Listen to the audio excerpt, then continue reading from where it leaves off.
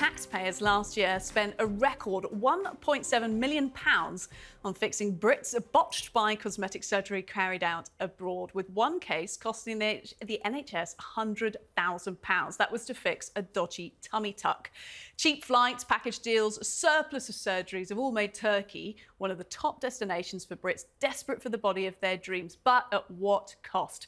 British cosmetic surgeons are now accusing their Turkish counterparts of using the NHS as a taxpayer-funded safety net for their poor aftercare. So who should be picking up the bill for these surgeries? Let's talk to two people who have undergone surgeries in Turkey, but who had very different experiences.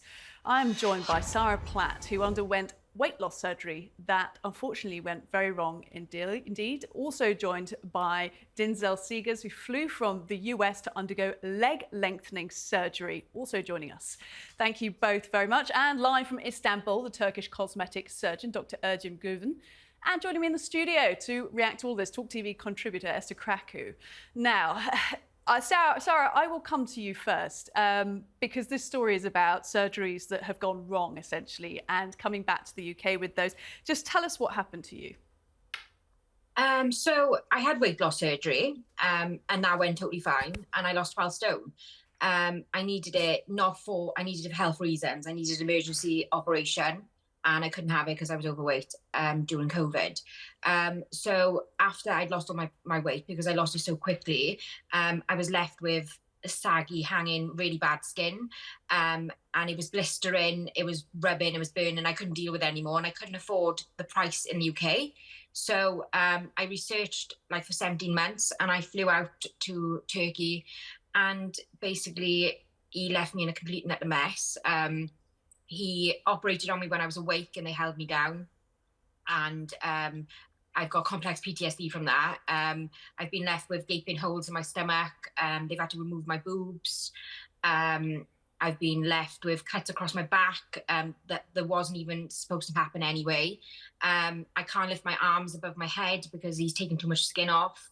He's taken too much skin off my stomach, so there's no way of closing my stomach. And he's just totally destroyed me. Sarah, I'm so sorry to hear about that experience. Absolutely traumatic.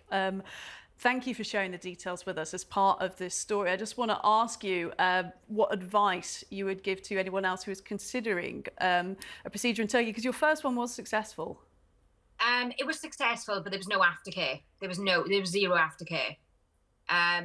And then I was recommended, obviously, to the price difference was half the price in Turkey. It was still £15,000, but it was half the price of the UK. What I would say was, don't do it. It's literally like Russian roulette. You don't know what's going to happen. There's no regulations over there. There's nothing, and they don't care. Once they've got your money, they do not care. They don't. Sarah, thank you very much for sharing your experience with us. I want to go to Dr. Ercim Güven now, who joins us from Turkey, a cosmetic surgeon. Listening to that story, sir, we're not saying that that is representative of all surgery in Turkey. Of course we're not. But listening to that story, what does it make you think? Just the people thinks that in Turkey, the cosmetic surgery is very low cost, and they just think about the cost about the surgery. The people should think about the result firstly, and the experienced surgeons, they should find very experienced surgeons in Turkey. Many young surgeons do very low cost operation here in Turkey, but the operations result mostly is very successful in Turkey, but the cost is very different from hospital to hospital. If you find a high-class hospital, you cannot find like this kind of hospital even in UK. This is very high-class hospital we have in Turkey. But you should pay more than like the low-cost companies in Turkey. The tourism agency make some health organization in Turkey. But if you find some tourism agency in Turkey, you are going to have very low-cost surgeries here. If you directly reach to the surgeons and connect with them, they are going to do the best things for you. Sarah, your experience was an expensive one though, right? Yeah, it's sorry, but what you're saying is totally rubbish. I gotta be honest, because I researched for 17 months. I flew out last year and visited 8 different surgeons. Literally, the one I picked was the most expensive. He had amazing clinic, amazing reviews, and it still did not go to plan. So what? It was not cheap. It literally. So it's got nothing to do with that. I seen all the hospitals. I went to all the clinics. Everything, everything. And of course, we'd like to restate that the doctor joining us on the show today is not the doctor that worked with Sarah, but also you're just responding to the comments made there. Thank you, Sarah. Let's cross now to Dinzel as well, who actually had a very different experience. Dinzel, you had leg lengthening surgery in Turkey. Talk us through what that was like. So my experience with limb lengthening surgery was actually amazing for me. I originally was gonna get it in America, but they have a rehabilitation center and they were much more costly. So after doing a bit more research about 2 weeks before my appointment in America, I actually found a few centers in Turkey that did the process. Well, one that I stumbled upon that I did the most research into, I actually found had a rehabilitation center and had like a ton of successful surgeries. So I flew out like right after doing my research and finding out about them. I flew out and I did my surgery there, and I actually did the surgery twice to get tall. I did my upper legs and lower legs, and I've had a very successful experience with it just in my recovery while I was there. It was actually my first surgery I've ever had, and it was very successful for me. I couldn't be happier with the results. But when you hear Sarah's story, obviously a very, very different experience, would that make you think twice about pursuing more surgery in Turkey or advising other people to do so? So I don't plan on getting any other surgeries. Height was my only issue that I had with myself, really. But the center that I went through, I would recommend to anyone. I've actually made a whole page and I promote them on my social media just because of my experience with them. I haven't seen any unsuccessful surgeries. I've only heard of one, but I couldn't tell you much about their story. It was just some random person that messaged me online. But it is definitely not for everyone. It was the most painful process I've ever been through. But it was, like I said, worth it for me overall because height was something that really stuck with me. Thank you very much, Dinzel, for sharing your story with us. I want to come to the studio now and speak to Esther, who has been watching all of this with me, these stories. You know, and Sarah and Dinzel are still with us and obviously have had very different experiences. Yeah. Sarah is particularly traumatic. When it comes to people making the personal choice to go have cosmetic surgery, and I want to disclose I have had cosmetic surgery. I had a nose job in Dubai a few years ago. I was living there. I didn't fly there for it. Okay. There you go. That was my recovery. Very painful. I went for a medical procedure and they took off the bump on my nose while I was in there. No regrets at all. I think anyone should pursue cosmetic surgery responsibly if they want to. It can be absolutely life-changing, Esther. But in terms of flying somewhere to go do it, what are your thoughts on that? I think if you understand the risks and you are prepared for what comes with it, I think that's fine. I think in the context of the NHS, because we're talking about it in the context of, you know, the NHS having to foot the bill for botched surgeries, I think that's a reality that comes with socialized healthcare.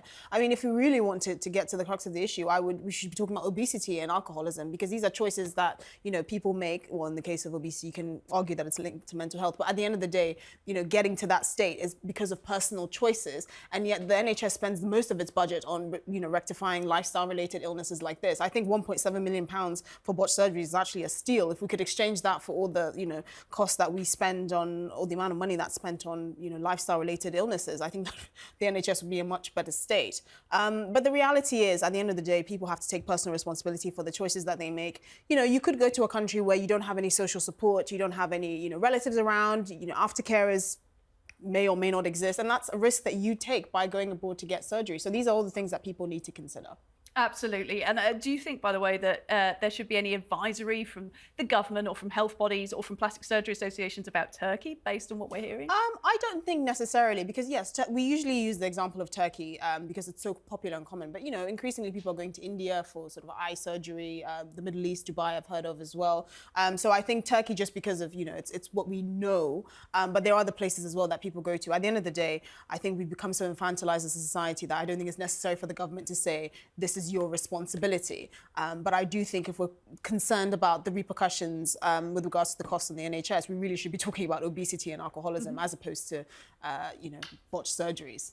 Dr. Guven, I want to end this discussion coming back to you because, again, you're not representative of all cosmetic surgeons. You weren't related to the botched surgery we were talking about earlier on in the show, but want to ask for your advice to anyone considering flying not just to Turkey, but to somewhere else in the world for cosmetic surgery. How should that be done responsibly? I just want to recommend to the people, UK people, just first time, they should make interview with the surgeons, real interview, live, because they need to see the environment and the hospitals of the surgery going to do. So it is very important to talk with the surgeons. It's not fine to share the photographs and have some surgeries about the photographs. You need to talk with the surgeons and interview with the surgeons, consultation, and later decide about the surgery in Turkey. It is very important, and the first thing that we advise for the UK people. If you come to Turkey and see the hospitals, if you look around the hospitals and the environment, the sterilization, and especially the physicians' experiment is very important for the successful surgery result. It is very important. Do you think your cosmetic surgery industry is a positive part of Turkey's reputation? Yes, because in Turkey, there is many physicians that's well educated in plastic surgery. So you can find very, very high-end surgery procedures in Turkey. And many surgeons have a very good reputation in Turkey. If you can find good surgeons, you can have good result as well.